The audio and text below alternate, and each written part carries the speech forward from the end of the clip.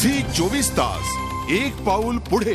आशिया खंडातला सर्वात मोठा जिल्हा असलेल्या ठाणे जिल्ह्याचं विभाजन लवकरच होण्याची शक्यता आहे। याबाबतचा प्रस्ताव मंत्रिमंडळाकडे सादर करण्यात आला असून त्यावर लवकरच शिक्कामोर्तब होण्याची शक्यता आहे। नव्या जिल्ह्याचं मुख्यालय पालघर इथे असावं असा अहवाल कोकण विभागीय आयुक्तांनी दिल्याची माहिती होती।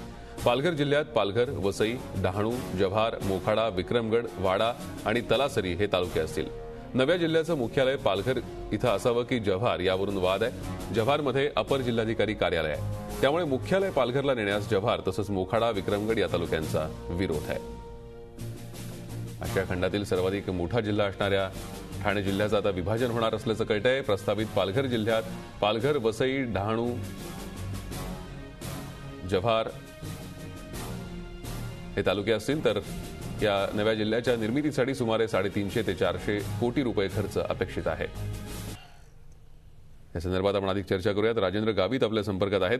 गावित साहेब, काय सांगाल? ठाणे जिल्ह्याचं विभाजन होतंय, मात्र पालघरला हे मुख्यालय असावं की जव्हारला यावरून वाद आहे।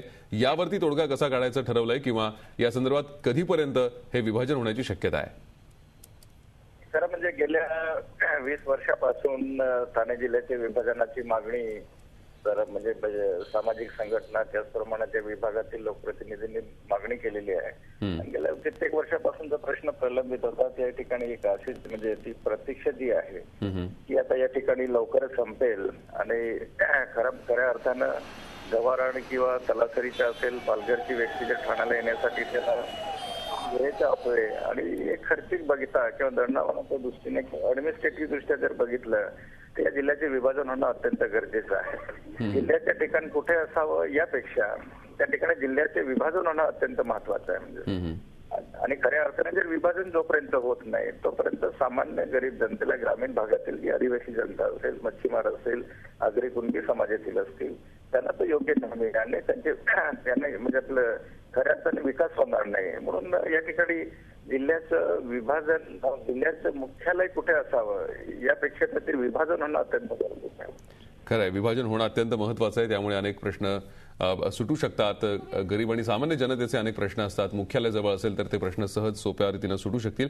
त्याचबरोबर कल्याण विभागातल्या आमदारांचा सुद्धा यावरती आक्षेप होता। कल्याण विभागातल्या आमदारांच्या किंवा तिथल्या नागरिकांच्या समस्यांचा विचार केला गेला नाही विभाजनाच्या बाबतीत, असंही त्यांचं म्हणणं होतं। त्यावरती काही उपाय योजला जाणार आहे?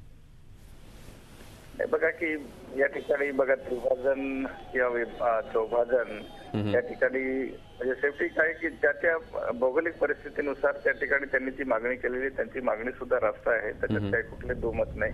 परंतु माझं फक्त एवढंच की माझं एवढंच म्हणणं आहे की या ठिकाणी खरं म्हणजे विभाजन होणं अगोदर विस्तृत झाल्यानंतर बाकीच्या गोष्टी त्या म्हणजे त्या कालानुरूप ऑटोमॅटिकली त्या ठिकाणी त्याची मागणी ही त्यांची मागणी रास्त आहे।